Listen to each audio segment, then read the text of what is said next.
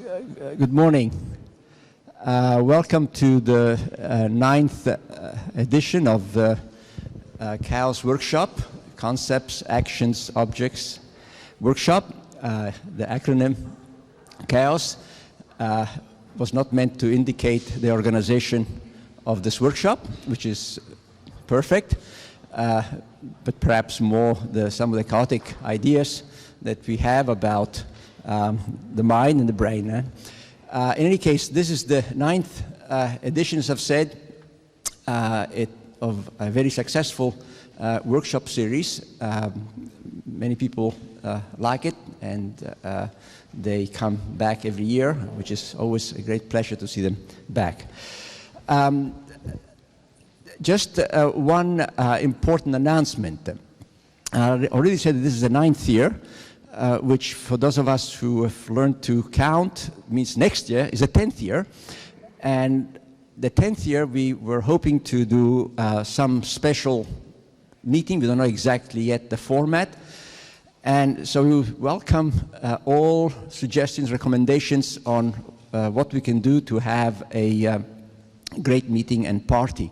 So please send your suggestions or tell us in voice to the organizers. The organizers are, as you know, Mario Spilin, Sharon Thompson-Schill, Mel Goodale, Alex Martin, and myself, and Brett Mahon, who couldn't be here. So please, if you have any suggestions, ideas on how we can celebrate the 10th anniversary, let us know. What can I say? What more can I say? This is the one meeting I go to regularly.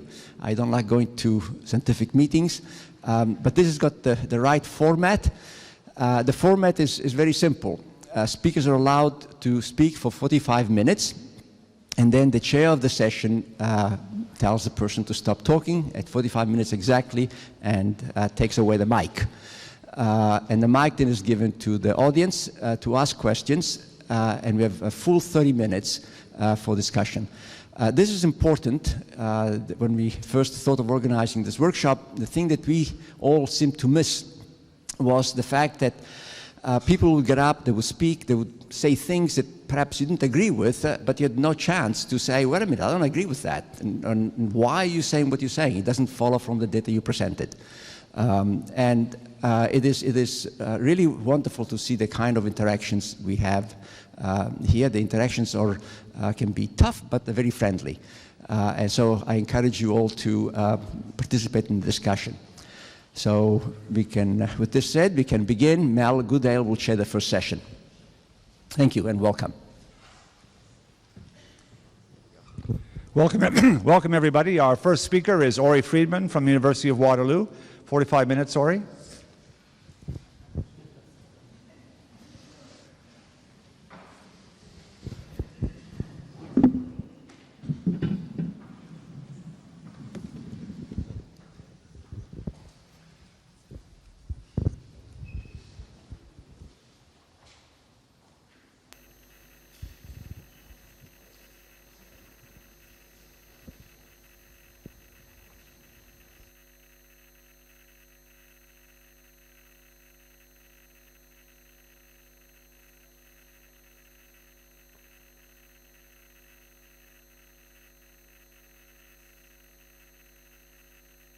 Is that on? Okay. I'm terrified that I'm going to be too loud because I'm an incredibly loud speaker and I'm used to like lecturing, you know, like for 500, 300, whatever, and I don't use microphones. So I hope I'm not too loud. Also, if at any point I say something that makes no sense, make a face that lets me know, okay? And then, or just let me know I'm making no sense. Okay, so I'm going to talk to you today about ownership of property and how kids think about that. And it's obvious that this topic is a bit of an outlier here. So is this population. I mean, I looked at the list of topics, I looked at the methods, children and ownership didn't seem to fit. So I'm going to spend a minute, at least a minute, talking to you about why you should care about this topic, okay? So why ownership? Why should we care about ownership at all? And what's this workshop called? It's called Concepts, Actions, Objects, right? If you think about it, and this is like so basic, but I think it's something we overlook, right? We live in a world surrounded by objects, right? And we're moving through this world and we're interacting with the objects. But really, if even in this room, how many objects are in this room? A lot, right? There's all the chairs, there's your clothing, your computers and your backpacks and so on. How many of those objects can I freely access? Almost none, right? When I leave this room, what am I going to leave with? The stuff I came with, right? I'm not going to take these chairs, I'm not going to take this monitor, I'm not going to take your wallets, I'm not going to take your jackets, right? Why not? I want that stuff, right? I could sell it, I can make a lot of money. Why am I not going to take it? Because it's not mine, because other people have ownership of it, right? This happens every day, right? Anywhere I go to a store, I see lovely stuff. Do I take this stuff? No, I leave it. Why not? It's not mine. Again, more ownership. Does this convince you that ownership is important? I hope so. What else can you do with ownership? It's not just for guiding my own behavior, right? It's also for predicting your behavior. Because not only can I predict that when I leave, I'm going to leave with the stuff I came with, I can predict very, very clearly what you're going to do. So for example, if Sharon were to go to the bathroom, for example, I can predict with really high accuracy that nobody's going to go rifling through her bag. Why? Ownership. Does this make sense? I can use it so it motivates my behavior, and I can use it to predict your behavior. So it's important. So this is the question. Right here, I've tried to represent the question that I care the most about. And I'm going to present two views. They're not the only two possible views. They're sort of they're not even full extremes, but they're sort of extremes, and we could imagine a lot of moderate positions. We could also imagine some positions even further out. But I'm just going to set them out. So these are questions about, or these are positions on what is ownership. What is ownership, or what's the psychological basis of ownership? So on the one hand, I've got a traffic signal. And what I'm trying to say there is, that's an artifact, right? That's a human-made cultural artifact with legal ramifications that govern how we drive. But again, it's human-made. It's entirely human-made, right? You could imagine that ownership rules are kind of like traffic rules. They're these human-made conventions, like legal conventions, social conventions, which we learn in a cultural way, and that's all ownership is. That could be everything ownership is, okay? Cultural creation. The other possibility, and I've never found a picture that really conveys this very well, but I've got a bird there. Why? Maybe ownership has a more natural, organic basis. Maybe it's a natural outgrowth of our psychology or of our experience in the world, and maybe our notions of ownership would exist without much culture at all, maybe with no culture. I mean, I don't know if it makes sense to talk about humans with no culture, but maybe we don't need very much at all for there to be ownership rules. And that, some people assume right away, they just assume from the beginning, no, it has to be a cultural invention. We do not know that. That is simply not known yet. And here's what I want to do. I'm going to present some research that I kind of hope, I'm not going to prove anything to you for sure, but I hope it kind of leans you in this direction a little bit by the end, that you see maybe this is true. Maybe ownership is not just a matter of legal conventions. Does that make sense as a plan? Yeah? Okay, good. So how am I going to, okay, and now, next thing, the method. I study kids. This is one of mine a couple years ago. Why study kids when you're trying to answer this question? It's not the only method you could use. There's actually many other methods. But I think because studying children gives you some ability to answer this question. Why? If ownership is a cultural convention, you would expect that young kids, I'm talking like 2, 3, 4, 5-year-olds, would have a very limited understanding of it, and they would acquire an understanding of these rules in a kind of a piecemeal, gradual way. If you have children, think about money. How easily do children learn about money, and how quickly? It's very slow, and it's a kind of protracted thing where they've got to learn the names of the coins. That takes a while. They even have to understand what's going on in a store transaction. That takes a while. They learn about this very, very gradually. Traffic rules too. Like imagine, how long does it take to learn these rules? Right? Some of these signs, I don't know what they mean even now, because I don't fully drive, it's true. Okay. Now, on the other hand, if there's this kind of more natural basis to ownership, you might think that there are core principles of it, some very general, broad principles that might be apparent even in very young children, before they've had much cultural exposure, okay? So we might see some early competence and evidence for general principles. I hope this dichotomy makes sense, and now you can understand why I study children. Okay. So, let me see how much time I have. I'm losing time quickly. I'm going to try to go over these questions, okay? Here's what I'm going to try to do. In the first half, I'm going to look at how children answer the first 3 questions. For an object, is it owned? Whose is it if it is owned? And why does it belong to that particular person? okay? And I'm going to suggest that all three questions have one broad principle that kind of informs them. Okay, there's one kind of general principle that might underlie a lot of these judgments when children are making these kinds of judgments. Then, if I have time, which I'm not so sure I will, I'll try to talk about how children think about ownership rights and talk about a completely different principle that might govern there. But in the end, I'm really trying to talk about kind of two broad influences or principles that govern children's thinking about ownership. So, is it owned? This is a basic question, right? If I'm on a subway and I see a magazine next to some people, what do I have to decide? And let's say I want to read the magazine. I have to decide, does it belong to someone? Or basically, is it nobody's? Is there something going up there? Yeah, I guess there is. Is it entertaining? Okay. It is. All right. Okay, I'll compete with it. Okay, so I've got to decide, is it owned? Now, how do I make these judgments? Again, I can do this very, very quickly. Like I'm walking through a park, right? If I see a pine cone on the ground, snap judgment. It's nobody's. If I want this pine cone, I can take it home. But let's say I see a wallet on the ground, in the exact same position. Very quickly, I can also say, that belongs to someone. Someone lost that, right? How am I making these snap judgments? So I think you can do it. I mean, there's probably a lot of ways you make these judgments. Like, it's going to be a complicated question in the full analysis. But I think a quick thing you can do is, like, you could do it very quickly. Just like, you don't even have to speak out loud, but just, I'm going to point to an object, and you just tell me, is it owned by someone or not, okay? So the ball, does that belong to someone? Just, you know, how about the teddy bear, the rock, the pine cone? You can do this, right? You can do it very, very quickly. How are you doing it? One thing you might be doing is, you might be thinking in terms of artifacts, human-made artifacts, and natural kinds. Okay? I think that's probably what we're doing. We're doing something like that. So all those things up there, those are human-made artifacts. All of those things have human history, right? They would not exist if not for the fact that someone made them. And as soon as that person makes them, they're in the world of owned things. Usually the creator or whoever the creator works for owns it, and then it gets sold to a store and so on. There's this kind of human history there, and that typically means ownership. So when you see that kind of thing, for that reason alone, you might be thinking this belongs to someone. These things over here, they could have human history. Like, it could be that someone, you know, picked up this seashell and bought it at a store. But they don't have to have human history, right? Even if there were no humans at all, even if we were all wiped out or never existed, these things would still be around, right?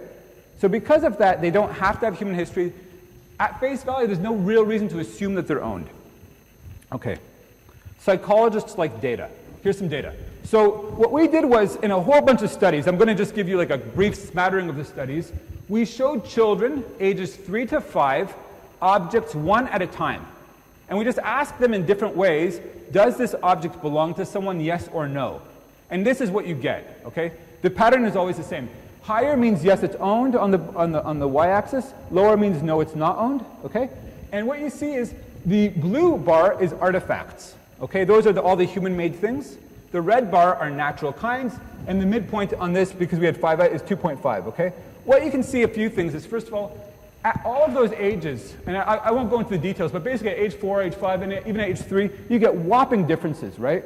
Where the kids are saying, yes, the artifacts are owned. You just show them an object, yes, it belongs to someone. You show them a natural kind, no, it does not. So right away that shows they can make these judgments, and they seem to be sensitive to this distinction between artifacts and natural kinds. They're considering object kind. Okay. Now, you might say this has nothing to do with this history principle you're talking about, because really kids have seen these objects many, many, many times. These are all familiar objects. And maybe they're just doing some kind of statistical calculation, like I've seen lots of pine cones, no one was very interested in them. They probably don't belong to anyone. I've seen lots of shoes, people were very interested in those might belong to people. So we showed children unfamiliar objects next, okay? Here are unfamiliar objects we showed the children, same exact task. Does it belong to someone or not? And with these, you cannot simply say, I've seen these many times before. We even confirmed from the kids, they have not, like a different group of kids, that they had not seen these before. And you basically get similar findings. Again, the blue bars for artifacts are higher. The kids are more likely to say that the artifacts are owned than the natural kinds, even though they're unfamiliar. One thing you do see, though, which was kind of a disappointment, was that before age 6, the artifact bars are kind of chancy. They're kind of like at the baseline. Like the kids are very mixed. That was a bit of, we could discuss reasons about why that is later. However, we then did a follow-up experiment where we gave them this historical information. Because if I think that kids are thinking about, at some level, object history, maybe if we tell them, this is made by people or it's not made by people, that will sway their judgments. So we said things like this is a cham for the artifact, people make chams, or for the natural kinds, we told them people do not make these. And it affects performance. The bars might not look that different, but now those blue bars are above chance. It's not stupendously great, but still you're seeing this difference. Okay, so again, this is further evidence that, first of all, that kids are making this distinction for for familiar and unfamiliar natural kinds and artifacts, and also that they're considering object history. Okay, so it's consistent with this historical principle. Is this making sense so far? Are we good, roughly, some sense? I'm not so sure. Okay, let's keep going. The next kind of judgment, whose is it? So it's one thing to say, yes, that red bag on the ground belongs to someone. It's a whole other thing to figure out whose it is.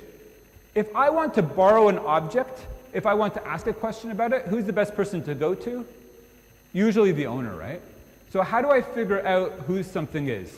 And there's there's a million methods you can use. Like, first of all, the very fact that you're holding something right now is a pretty good indication that you're probably the owner, right? That's an example. Same thing if someone says, that's Sally's book, that's a good way to do it.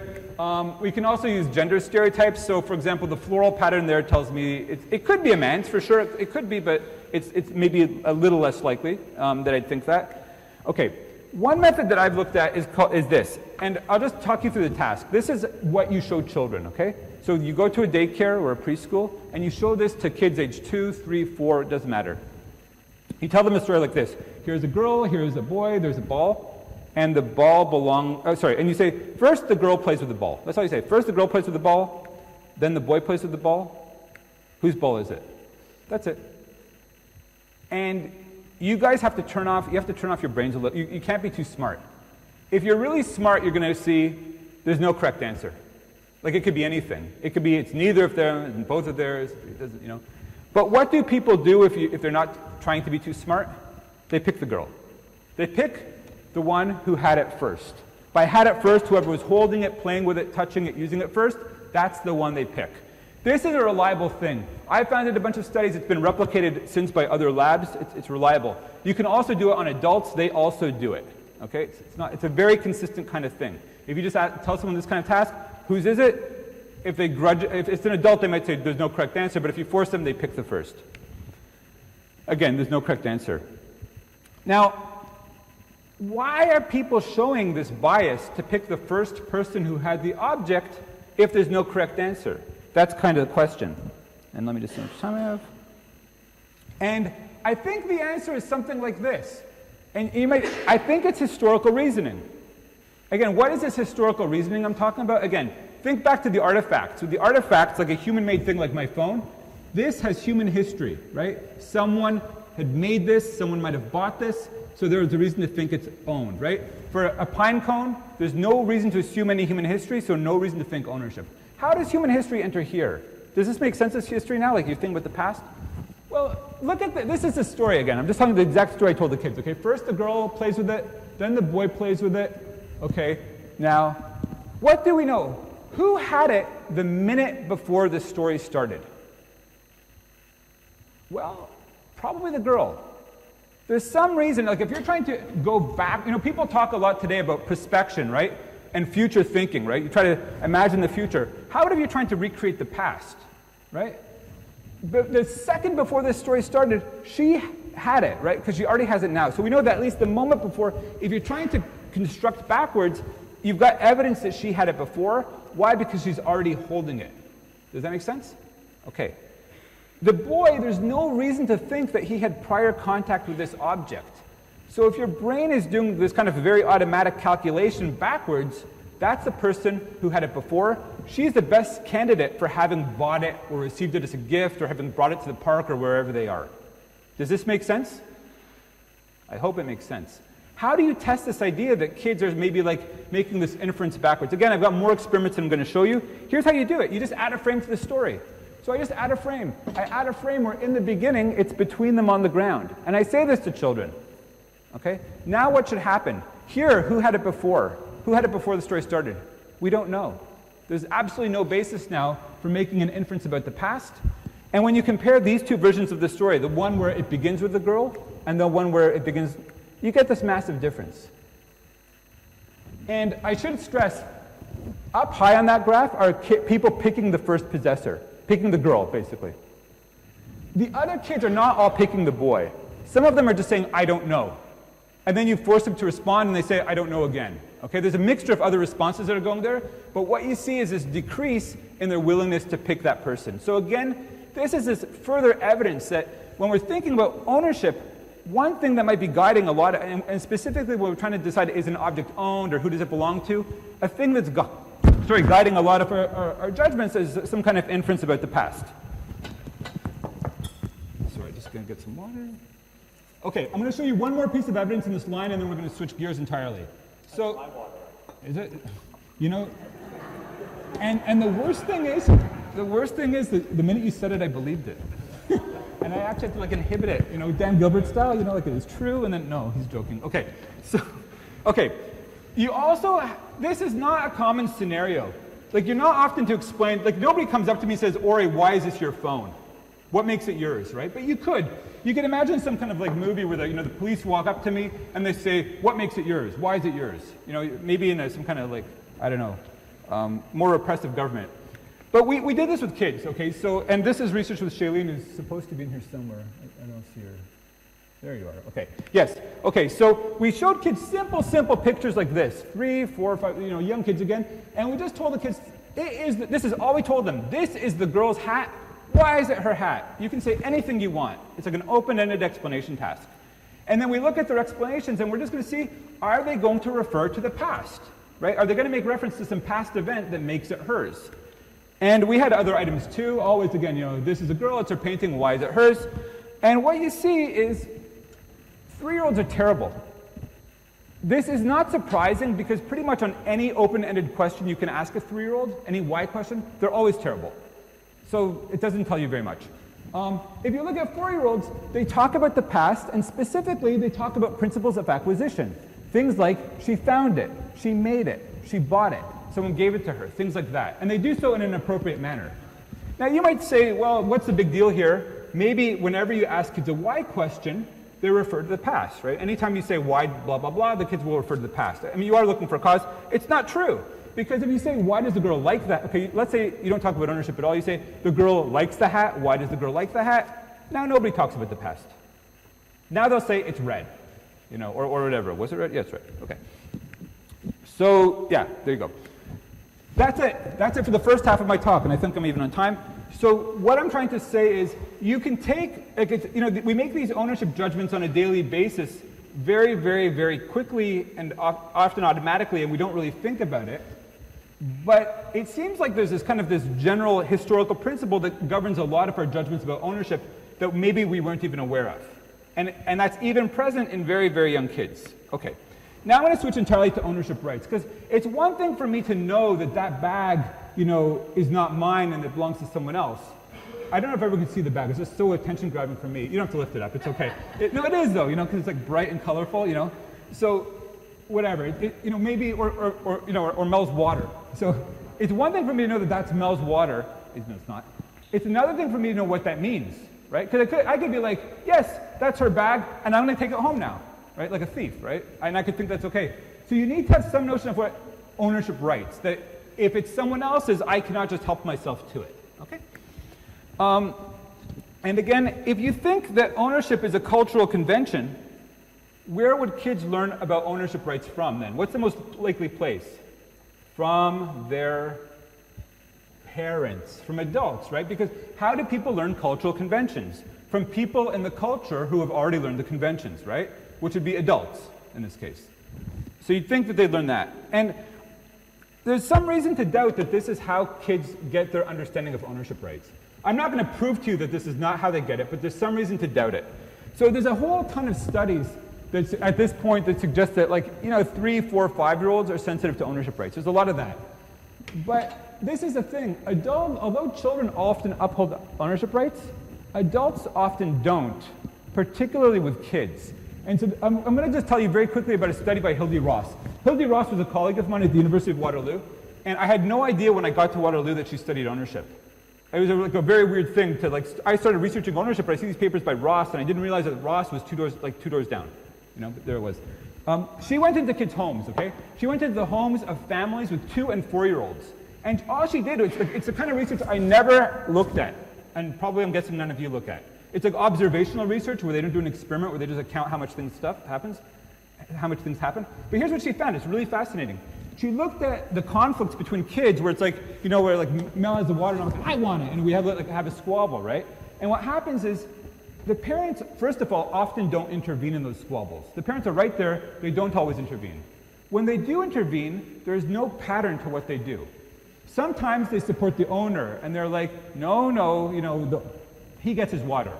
Other times they say, no, Mel, you have to let Ori have it. So and if you're a parent, you know this. There's not that, so she found no consistency. Now, you think about this for a minute. If this is true, I mean, this is the best data we have about what's going on in the home, is her data, okay? And she has a few other studies. But if this is true, that there's no kind of like pattern in what the parents are doing, how are the kids learning about ownership rights if they're getting very inconsistent input, right? Why would kids uphold ownership rights if what they're getting is sometimes the owner wins, sometimes someone else should win, right? How are you getting ownership rights from that? Now, I think you can come up with answers. You can definitely come up with answers like there's other places kids could learn it. But I do think it should give us at least a bit of a pause to think maybe we don't necessarily know where kids are getting the information. Anyway, we wanted to do a study to see, what if you just ask kids about this? If you don't like look at this situation, what do they think with these kinds of situations? So a graduate student, or ex-graduate student, we told kids stories like this. So here's a boy, and he's using a crayon, and he needs it to finish making a card for his mother, and the crayon belongs to the girl, and she wants the crayon back, okay? And then we said, who should get it? So one more time. The boy is using this crayon to make a card, he needs it to finish, and it's the girl's crayon, she wants it back. Who should finish? Or who should get it? Kids pick the owner. These are 3-year-old, you can see it's 3 to 7-year-olds, different shades of blue. The kids, super strong, support the owner. What do adults do? They don't support the owner, right? It's exactly what she found in her observational study, but this is using third-person methodology. So there's something to this where these kids are strongly supporting ownership rights, even though adults don't in this kind of situation. Which again makes you wonder, again, you can come up with answers, but where are kids getting these notions from? Okay, so I'm going to give you, let me see, time. I'm golden. Okay, I'm going to give you 2 possible answers about how children are thinking about ownership rights and where they're coming from, okay? So one possibility, and without worrying about where this comes from, one possibility is that what kids really think when they think about ownership rights is that they've learned a very simple rule. And the rule is, don't let owners lose their stuff. That's what ownership rights are for. We don't want owners to be deprived.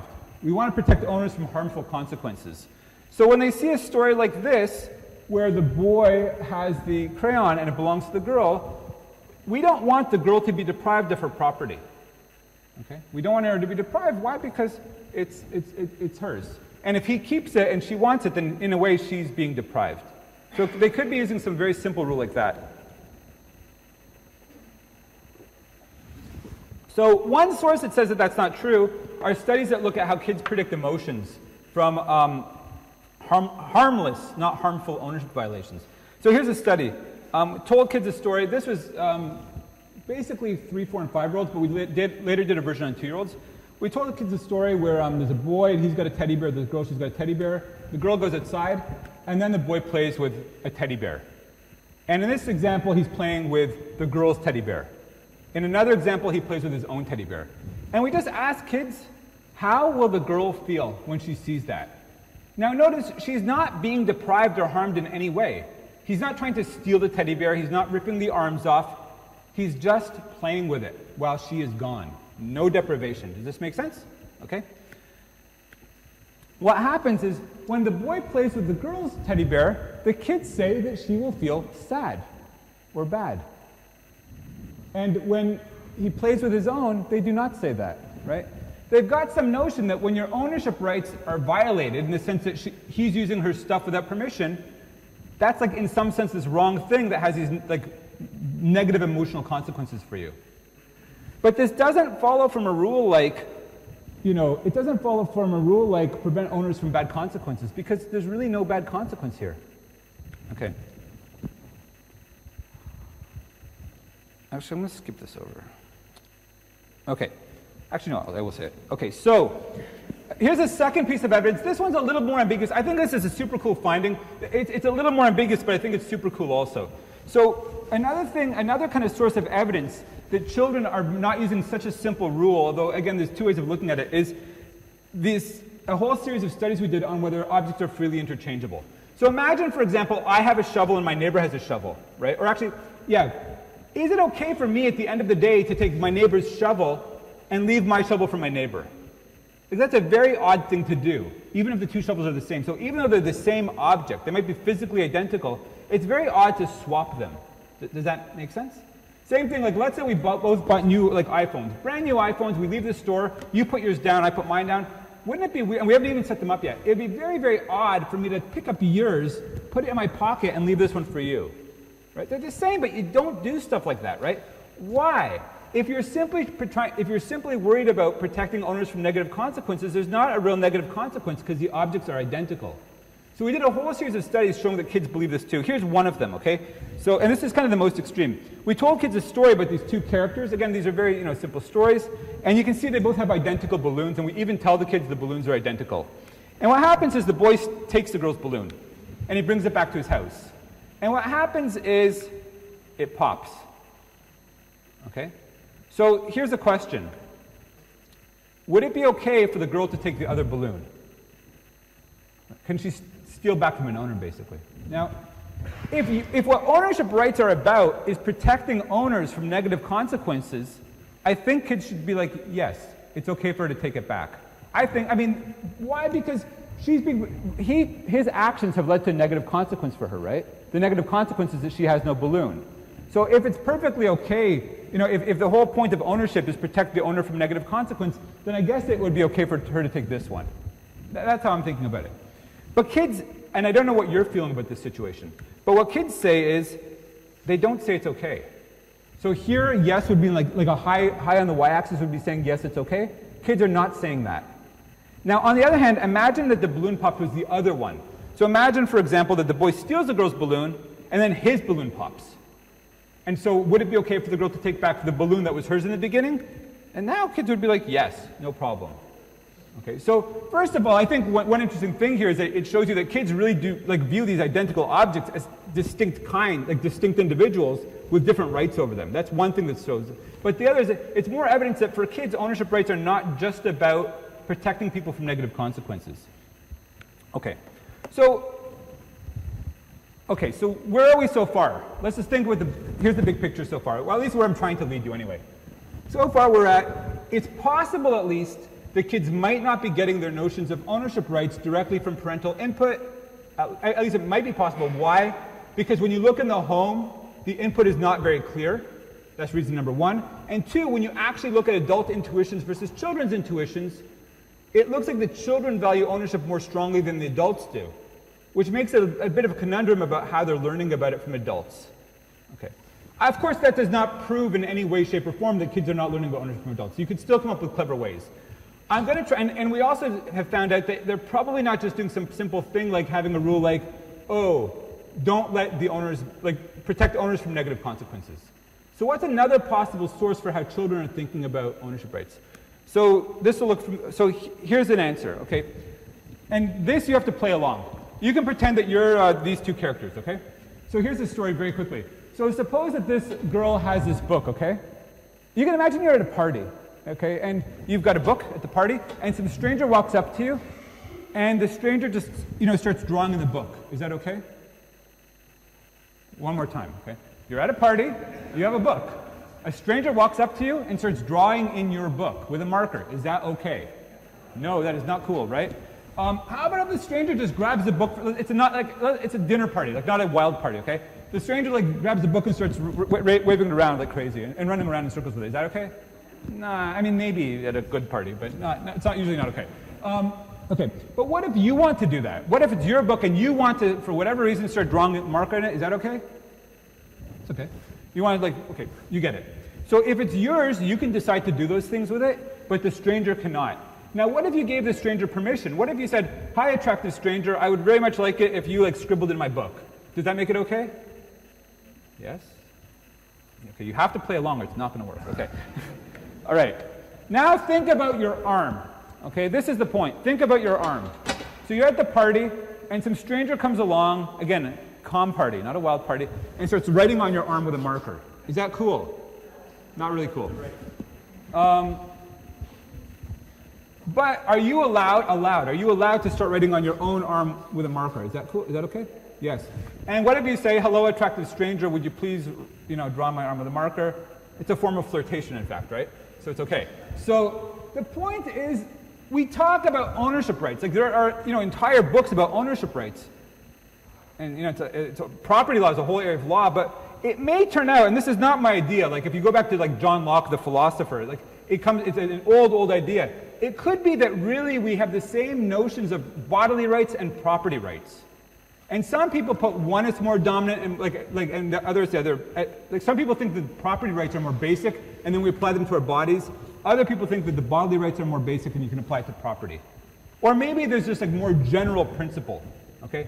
But if it's true, this is the thing I think, it's very hard to imagine any kind of society at all without some basic notions of bodily rights.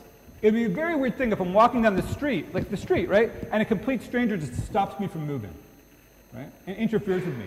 That's not, you're not going to get any kind of society off the ground like that, right? So there's some reason to think that these kind of notions of you can decide what you're going to do and other people need permission or they're interfering with you, that's a very, very basic idea.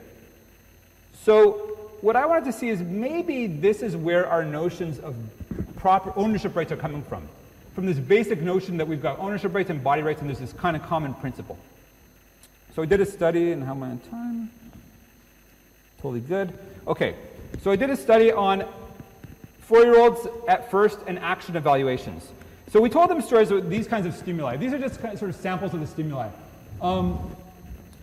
So we tell them stories like, there are different examples. So there'd be like a boy and a girl, and for example, we might say something like, the boy wants to comb the boy combs the teddy bear's hair, and it's his teddy bear, or he could comb his own hair, right? So he could either comb his teddy bear's hair or his own hair.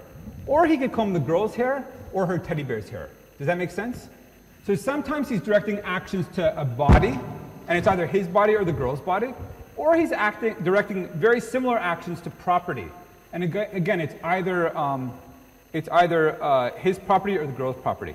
And we also said whether the girl approved or not. So she's okay with it or she's not okay with it. Okay? That's the basic setup of the design. So it's kind of complicated. And then for each action, we had kids do like an evaluation of how good or bad it was. And the way they did that was with this scale. So there's like the negative end of the scale and the positive end of the scale. And here's what you get. So this is for objects, okay? This is when you're asking with the teddy bears, combing the teddy bear's hair, not people's hair, okay? So, okay, it's quite a handful here. And this is when the girl approves of the action, and this is when she disapproves. And let's assume that the boy is always doing the action, okay? So, when the boy is acting on his own teddy, okay, yeah. When the boy is acting on either his own teddy bear or on the girl's doll, those are the two bars at the very top there.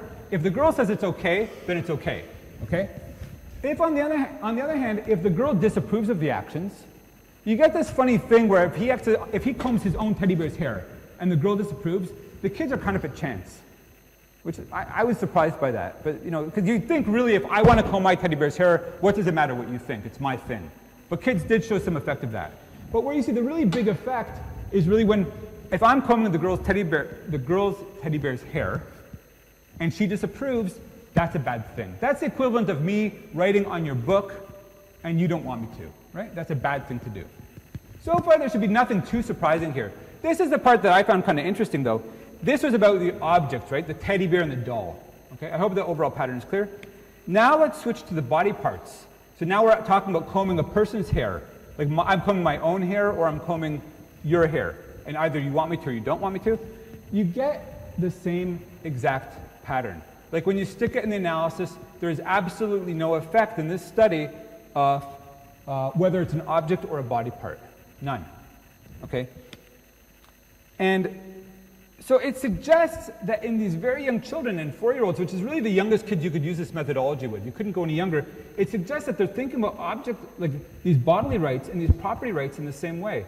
And if you think about that, what that kind of implies is they don't necessarily need to learn. This is like the big picture here. They don't necessarily need to learn about ownership rights from their parents, at least not as ownership rights.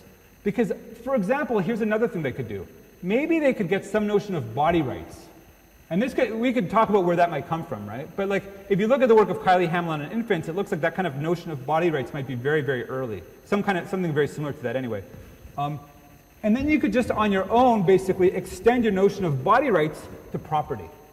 You don't necessarily need to learn it. That's the point, because this general principle that you can control what's yours, like your body, could be extended to property. By the way, we did a follow-up with adults, 89 adults on MTurk. And here's what I was expecting. I should stress. I was expecting that the adults would show a different pattern from the kids, but again, that it would be the same pattern across both. Or maybe I thought, really, with the human body, it takes on a lot of nuance after puberty, right? Like, I mean, once you think about like sexualization of the body, a lot of things change. Although there are stories about kids, it was exact same stories. In any case, there was no differences at all. Like, again, the adults were just, I was floored. This is not what I was expecting. I mean, I thought that there was going to be parallels as opposed to two, that's fine, but they were not even any different than the kids.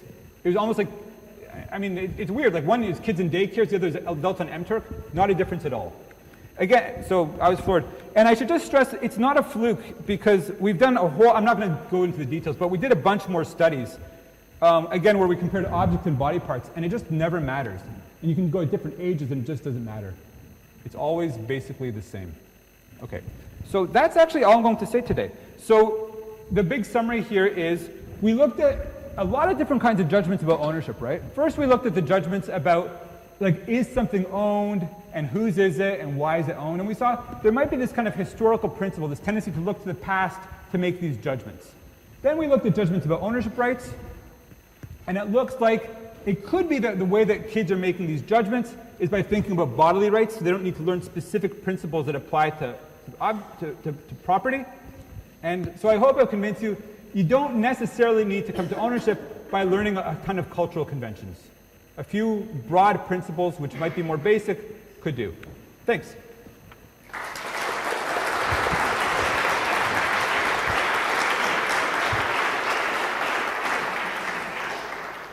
Well, thank you for keeping the time, I'm even ahead of time. You were very efficient and finished ahead of time, which is given that Alfonso started us off rather late. But questions? Yes, Brian.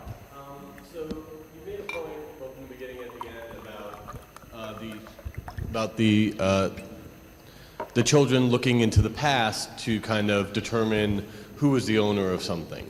But looking into the past is kind of actually a complicated way of determining ownership, because it takes well, maybe not long-term, but at least moderately long-term memory of what happened before, and then also inferring in your task into the past previous to what they even know. Whereas it seems like a much simpler thing to say, well, whoever's holding this last is probably the one that should own this.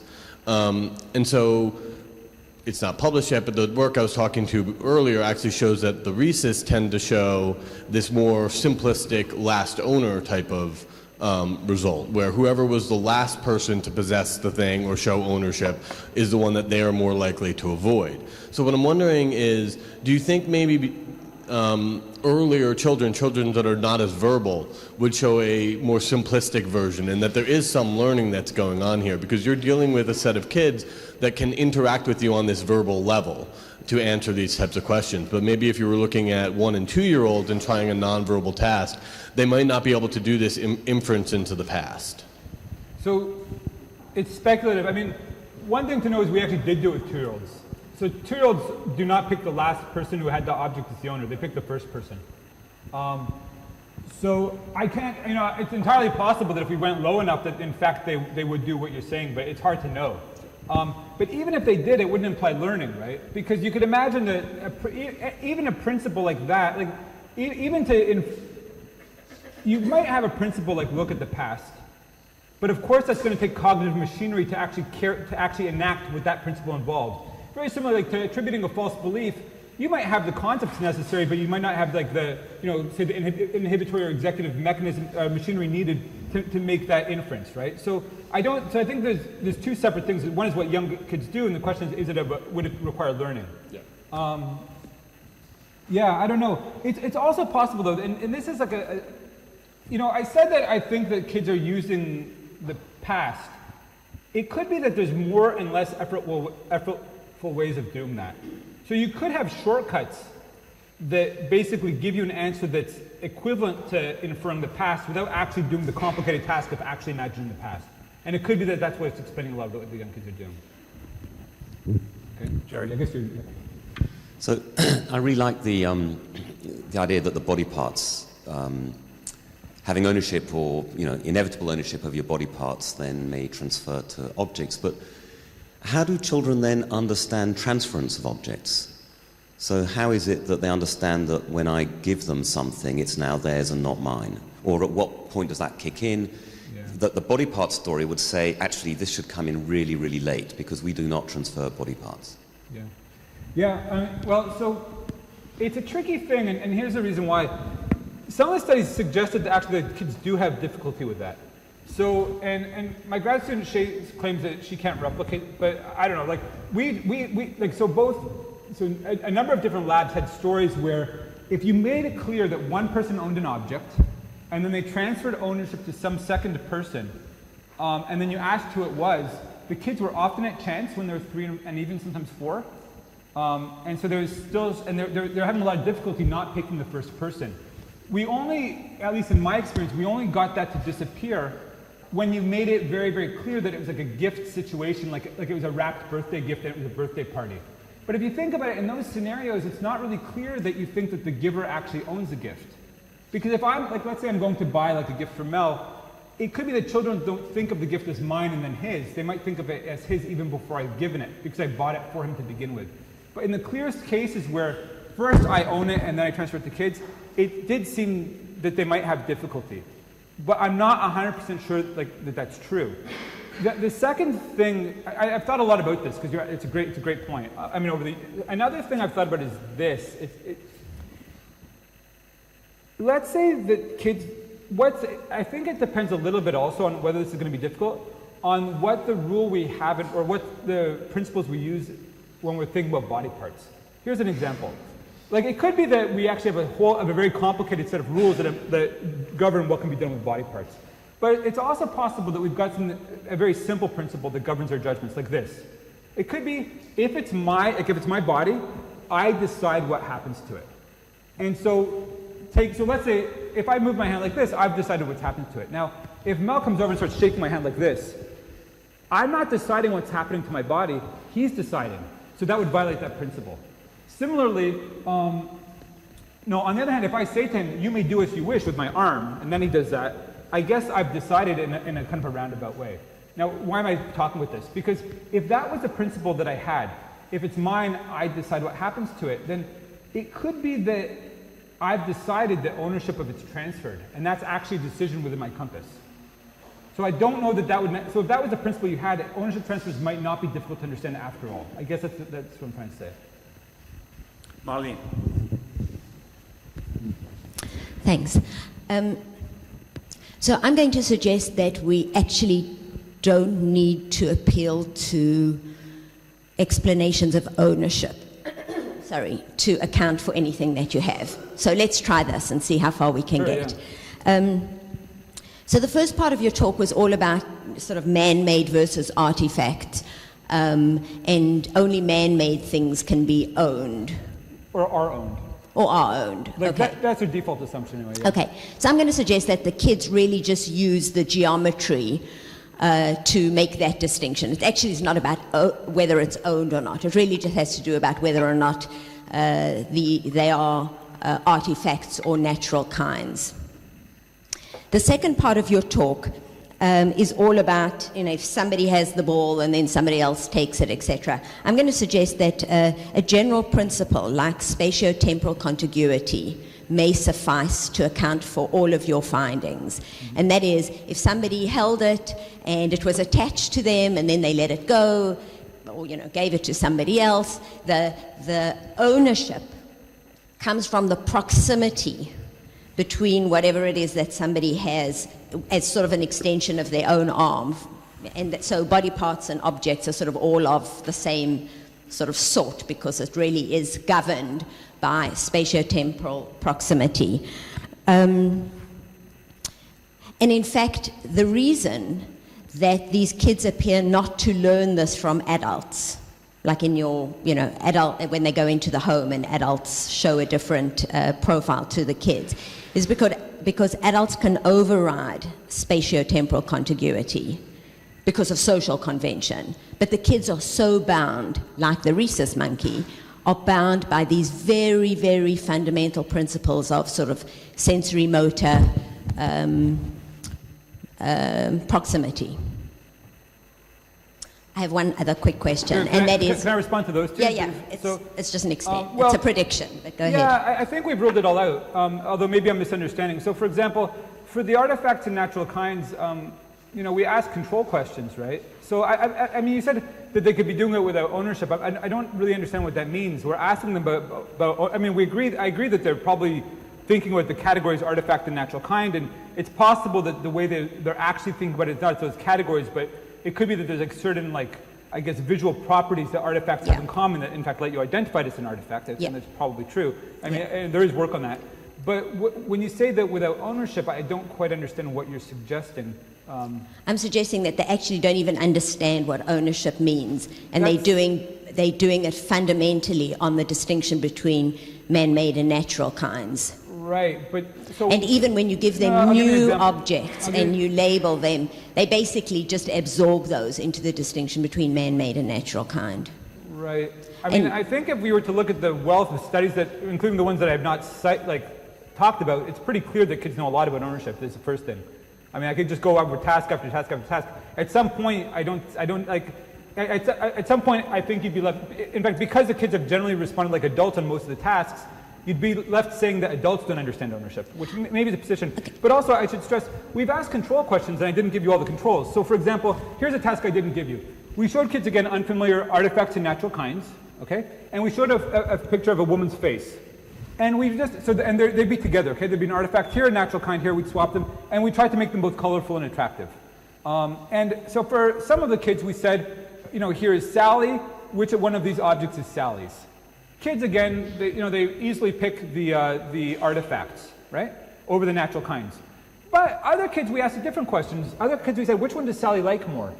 Now, if you were simply thinking in terms of these artifacts are they're human-made, so they're associated with people, so I'm just going to pick them, that's not what happens at all. Now, Sally often likes the attractive natural kind.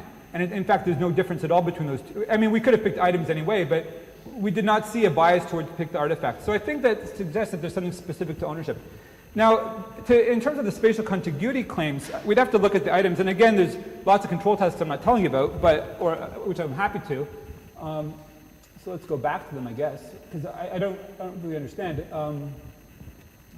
So over here, right, in this task, first she has it, then he has it. They both have it for an equal... sorry? Oh, I'm sorry. That is too bad. Here we go. Okay. Let's see.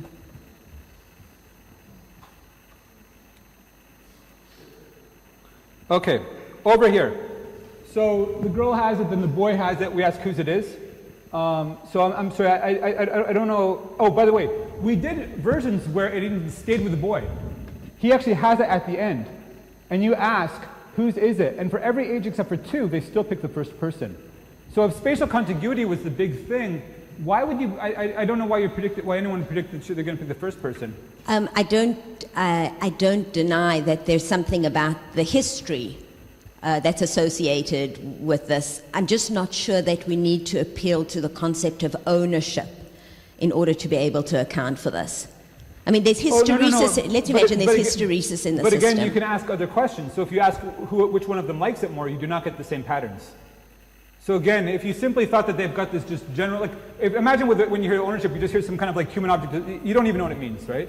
You'd expect very similar answers for other, questions, but you do not get similar answers for other questions. In fact, with liking, you get 50-50. Or actually, you can even hedge it so that you'll get a bias to pick based on like slight gender stereotypes. So I don't think that the overall pattern of findings, I mean, obviously in a 45-minute talk I couldn't give you all the controls, Sure. but I don't think that that's really viable. Great. So can I just ask you one quick prediction, and That's then up to I'll Mel. cede the microphone. So is it your prediction that because man-made items are not considered ownable? No, I didn't say that. They're definitely considered ownable. If you tell a child about a rock, this rock belongs to a girl, they can easily say that it's hers and that she, it's not that they're not ownable, it's just, what's your just quick guess about whether it's owned or not? Your quick guess, if there's no other information, is that a man-made object is not owned. But they definitely can view them as ownable. So I was just wondering if, for example, you used a pine cone or something, a leaf, rather than a soccer ball, would you expect in these kinds of experiments, do you get the same kind of manifestation of ownership under these kinds of conditions for natural kinds, which you might not expect to see? No, I think I would expect to see it, though. And actually, it's a good question. I think it would depend on whether possession cues versus, I guess, kind cues are more dominant. So if you thought that possession cues are more dominant, then again, the fact that it starts out possessed is already reason to think that she's got some history with it, which would be enough to suggest that, I think it's a very interesting question, by the way. I think it's a very interesting question, but I think it would be explainable either way. I don't think it would somehow violate some kind of, I wouldn't be too terribly miffed if it was the same or different. But I would find it interesting. Jorn. Thanks. So your tasks were all asked, the data you showed is all asked from the third person perspective. So they make judgment about two other people. So how, when they make judgment about themselves, is it okay, so I own this, is it okay for him to take it? Or he owns it, is it okay for me to take it? How asymmetric are their judgments early on, and how does it develop? Do you have any insight? So my lab is, that's great.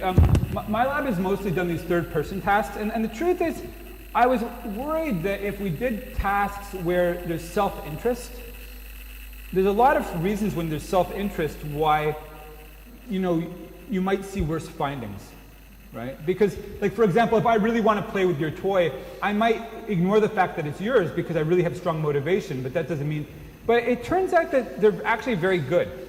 So the lab that's probably most relevant is the Tomasello lab, it's really, I guess Federico Rossano, who's joining UCSD, he's done some tasks with really very first-person measures. So they'll put the child in a room, and then they'll have a puppet basically try to steal the child's toy or steal someone else's toy. And then they'll see that the children will actually spontaneously protest. So they'll actually complain. But they haven't done all the different judgments that we've done. So basically the answer is yes, you do see some respect for ownership rights in very young children with first-person measures, but there's fewer studies like that, so we don't know too much about it. Brian? I have two related questions having to do with what I took to be the central theme of your talk, which is the rejection of this idea that learning about ownership is some form of cultural construct or something like that. And what draws both questions together is the idea that if you really want to understand this, you need to compare ownership to something else. So question number one, you did that in the beginning of your talk when you contrasted ownership with money and traffic signs. Maybe there are independent reasons why kids don't have as much experience with those particular sets of regularities. And so I'm trying to think of what things might we think that are really good candidates for being complete cultural constructs that nevertheless a 4-year-old might have quite a lot of competence with. And maybe something like learning about the regularities and rules involved in going to a restaurant. So having gone to restaurants recently with many 4-year-olds, I hereby attest to the fact that they've got that down completely. And I wonder if that kind of thing calls into question the inference from if you've got it down by around age 4, then maybe that's evidence against it being a cultural construct. So the first question is, what is the difference between what kids know about ownership and what they know about how to behave in a restaurant? Second question, which is related, for many things that we think are not cultural constructs, one bit of evidence for that is that you can find neuropsychological conditions where that thing has a very specific impairment. So if you think morality is not a cultural construct, then maybe you're impressed by psychopaths who seem to just completely lack something in the realm of morality. Or if you think theory of mind is not a cultural construct, then you think maybe autism spectrum disorder. Is there any candidate for a neuropsychological impairment of ownership? And if not, is that troubling? Yeah, those are both great questions. Okay, so about the restaurants, we haven't studied, and maybe I should be the one doing it, I guess is your implication, what kids really know about how to behave in a restaurant or what's done in a restaurant. You're right. I mean, I view all this stuff as in its infancy. I tried to make that clear ahead of time. I do not think in any way that I've proven, like in some kind of, here's an example. If we can show that like newborns can, have this sensitivity to human faces, and there's still debate about whether that's learned or not, right? Or if it's in specific faces, I don't think anything I can do is going to convince, like at least with this kind of data, is going to convince people this is not learned at all. It's more like these are the questions that motivate it. But I don't know really what kids know about restaurant scripts that much. It's possible actually that it does show this more piecemeal kind of development, nonetheless. But I just told you I'd been to a restaurant once with a 4-year-old, and they were fine. Yeah. So well, I guess I'll isn't that settled? Yeah. And why haven't you submitted that to nature? No. So basically, I think you're right. That would be a good next step. Would be to find. But we need to find a domain that's kind of like structured similarly, because that's a problem with all these things, right? Like, let's say I pick something like road signs. There's so many differences between that and ownership. Why would you think that a child would be exposed to road Or maybe signs? just pick. Well, I don't know. What is your intuition? What is a domain that you really think we would all agree is definitely a cultural construct? What is the earliest such domain that kids have down? Clothing might be one that's like. Yeah. So what's the difference between clothing and ownership? Yeah, or something I'd have to think about it, to be honest. I mean, again, the inferences you're making with clothing are so different, though. It's kind of like a hard comparison. Sure.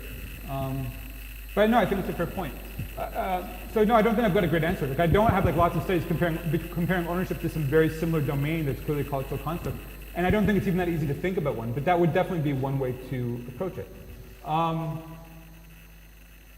But back to the second question. Again, this is something I've thought a lot about, and I've always been hoping for this kind of like, it's like the equivalent of autism for ownership, and we don't know. I mean, if the picture here was correct, you could imagine that there would be two separate pieces, right? You could imagine some people who would have a hard time being able to make inferences of ownership, so they'd have a difficult time with the history piece. But you could have a completely different part where people have trouble with the body rights side, right? Like the ownership rights. Because there's no necessary reason to think that those two things hang together. But I should also stress, though, so yeah, I worked with Alan Leslie, and so if you think that makes two of us. Yeah, I know. So I see exactly where you're coming from, but I don't think that I didn't say innate. I said non-cultural, and I think there's a huge difference there. So I'll give an example. So, and this is the kind of thing I don't, usually want to build into a talk, but I'm happy to talk about it after. So you could imagine you don't believe anything's innate, right? or very little, like you're some kind of, like embodied theorist, right? You might think that some notion of body rights, I don't know, you can imagine the notion of body rights comes about from control of your body. So you could think that I'm not saying I believe this, but I'm just trying to give an example. You could think that your first person experience in the body gives you some notion of bodily rights, which first you create for yourself. It's constructed, though, experientially, not innate, right? And that is not like pre-specified by something like Tom or something like that, like theory of mind module or something like that. And then it could be that after you've created this notion of bodily rights for yourself, there's this step where you extend it to other people. And it could be that after you've done those two things, then you extend it to objects. It would not be cultural. None of that's cultural. It would be based on your first person experience in a body. Okay, so it's possible that ownership actually comes from, I'm open to the hypothesis, I'm open to all hypotheses. I think it's possible that ownership comes from that kind of first person experience. I don't know how that works, by the way. I have no idea truly like how first person experience in my body would lead to normative concerns about bodily rights, but it's possible at least. Second though, you asked, are there any like candidate, conditions where you might see like ownership blindness? And quite a few people have thought it might be autism again, actually. And so, several grad students have come to me, it's not my idea at all, several grad students have come to me with this idea, but if you look at some early reports, like, I'd have to look it up, I don't remember that, people have noted that children with autism often have very little regard for property. They do not show a lot of awareness of other people's property, so they'll go into a space and they'll start exploring it, even though it's someone else's like house, right? And similarly, I had a student who, actually Karen Neary, who does a lot of work with children with autism. She noted that they do a lot of training about possessions. Like, this is yours, this is mine, like label them over and over and over again in the autism training. So there's been one study so far of looking at autism and ownership, but it wasn't the kind of study with anything remotely like this. So I think it's at least a possibility. Thank you. Back there, behind, yep. So my question is about the cultural, non-cultural aspect. So, there was this BBS article about the idea that we all study the weird people, and it seems like this research has a really important connection to that question, right? So if the real question is, to what degree is this cultural, what about comparing it across cultures, right? Certainly our culture is probably among the most mine cultures around, and so how do kids acquire the notion of ownership in cultures that are, at the extreme end of the spectrum in terms of ownership? I mean, even with respect to body, right, there's this lore that people in different cultures come closer or further away from people, but certainly you might imagine that works differently. Have you done that? Have other people done it? Do you predict that there would be complete invariance? Would it go against your theory to show that there isn't invariance? Yeah, okay. I'd love to do it, but I can't. I guess I could if I was like some kind of genius of like managing resources and going to like far off cultures, but I don't know how to do that. But luckily other people have. So I think the best published case is Philippe Rochat's paper in Cognition. He went to, I think it's seven cultures, and it was really quite diverse. I think it included like a communist school in China, it included like, I think he had street kids like in Brazil. It was really quite a diverse population. And there's a limited amount of tasks he could do. He was looking at cases where he had like stories where there's two characters who come upon an object, and he would say each of them would have some claim to the object. Like one would say, I've seen it before. Another would be like, he had different, like had made it, for example. He did find some variation among the cultures, but he also found commonalities. So for example, by age 5 in all of the cultures, creation always won. So having made an object gave you rights to it more than anything else. And that was common to all the cultures, like the 7 or whatever cultures he looked at. That's one example. Another example of cross-cultural work, the AHRC, there's a grant from them that was given to a group of researchers that was, I guess Stephen Lawrence at Sheffield was the leader, but Clark Barrett at UCLA was, there was a few people anyway, I won't say all the names, but they did a project where they went to a ton of field sites around the world and did tasks, including ownership tasks. And the data has been sitting there for like 3 years, fully collected. And I don't know why we haven't written it yet. But basically, at least in the adult data, there was incredible commonalities. Even when you're looking at again, very, very diverse, there's a lot of commonalities in how ownership judgments looked across the cultures. But I agree with you, it's a totally important question. Yeah, sorry? I mean, I guess that's not really, I think, that, first of all, the kids is where you'd want to look, right? Because what you're saying is there's stereotyped, maturationally linked developmental pattern. The question is, are kids earlier or later in cultures where ownership is less emphasized? It isn't, I mean, I don't know how hard it is. You might even go to...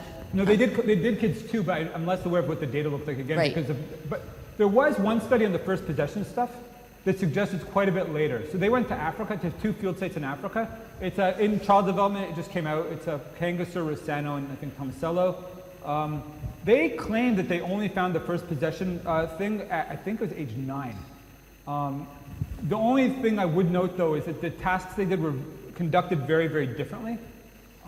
But look, I completely agree with you. It's something that needs to be done and that has been done a little bit and we need more of it. I guess my more question, I'm sorry, is just to ask what you think about that, right? Yeah, okay. Does that go against what you're saying or is that consistent with what you're saying? The fact that the kids are acquiring it at age 9, does that contradict your theory or are you comfortable? I'd be more concerned if it was the ownership rights half that was slower, frankly. But I guess this is the real answer. Here's what I would predict anyway, or hope for. I would hope that in cultures that have less emphasis on bodily rights, or at least where if there was variation in one, I'd hope it was mirrored in the other. That's, I guess, the thing I'd most hope for. So let's say there was some culture. So actually, for example, even traveling to India, I remember being jostled on buses, and there's like very different notion of personal space in regards to your body, right? I would think on the notions that I've said here that maybe you'd expect that to be mirrored with property too. Because you can imagine it being some kind of calibration where like you can't expect these things to be exactly the same in all cultures. So maybe if I can help myself to your stuff, maybe it's also more acceptable if I like put my arm on you and pat your back for a second, that kind of thing. I think we'll have to have one more question. Alfonso. Sorry. Show you the... No, it's By the way, I'll talk to all of you all day long if you want. I was wondering whether you might speculate about some other broader issues. Historically, ownership has taken many different forms. The king owned everything, including the bodies of people. Karl Marx wrote about alienation of labor. You've been insisting on the value of creation as ownership, and yet modern societies built around, and Marx and Hegel discussed this issue, the fact that no, you don't own the product that you produce. What are your thoughts on this? Are you saying that in fact the societies are going to be pathological because we're violating this basic principle that ownership derives from production, and yet the societies are built in a way that violates that basic principle? Yeah. This is, my dad grew up in a kibbutz back when they were like really extreme and you didn't really own stuff, and his stories always seemed filled with bitterness. And I have to say that, I'm probably just confabulating if I'm saying that with an influence in this, but like, it is a funny thing where like, there's a guy who's being raised like when, your parents aren't really your parents, and he told stories where his dad would come back with something and he'd give it sort of to him, and then everyone would use it, and then it was ruined, and he didn't really seem thrilled about the whole thing. And so I guess there's this difference between what like is stated, like you're saying there was societies where like the king owns anything, right? If you find gold in land, it's the king's. My body, it's the king's, right? It's one thing what's stated, it's another thing what's actually like how people were thinking about it. And I guess that's the thing I'd want to know. And this is kind of like the cross-cultural thing. Like in the end, like, we don't have the data of how people were actually living and thinking about this stuff. Like I might say technically this isn't like. Take my office computer, right? My office computer belongs to the university. That computer also belongs to the university. But nobody thinks about it like that 99% of the time, right? Even if on paper that's the university's, everyone acts, including the university, as if it's mine, right? And similarly, if the king is stated to own things, it could be that 95% of the interactions, we still act as if this is my sock that I'm wearing right now, and not the king's sock.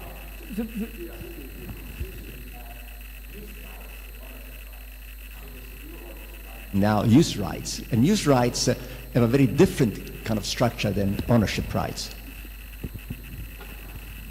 It could be that I'm talking about use rights then, the way you're going to me, that's not. I mean, I think that's more like the name you want to call something. If you want to say everyone had use rights, and those use rights that they had happened to almost perfectly mirror our ownership rights, then I'll be like, sure, I'm confusing use rights and ownership rights. To me, it's not about, to me, it's basically like this. You have very small kids, very, very small kids, 3-year-olds, 4-year-olds. They seem to have some notion. They say, this is mine. They know what that means in terms of like what other people can do with it. They say, you cannot use it, I can't. If you want to call that all use rights and say they don't have a true understanding of ownership rights because secretly it all belongs to their parents, I'm okay with that. That's fine. To me, the point is, though, that they've got this notion of, because it's just a name, right? Like the main point is that they've got this notion of these norms that govern our everyday interactions with property that are very, very simple and exactly what we call it. But, and so that's it. Well, that's a good note on which to end this session. Thank you very much, Ori. Thanks.